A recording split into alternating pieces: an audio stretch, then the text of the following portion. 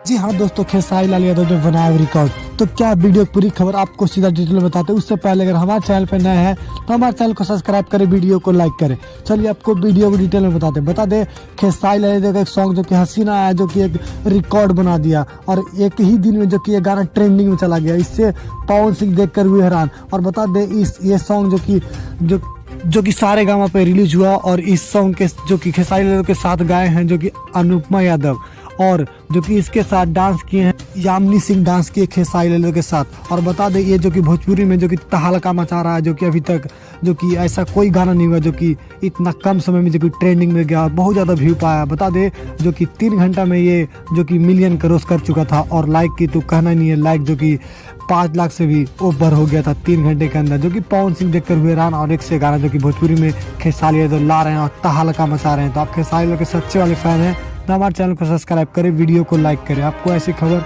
हमारे चैनल पे मिलते रहेगी। तो मिलते फिर अगले वीडियो में इसी अंदाज के साथ।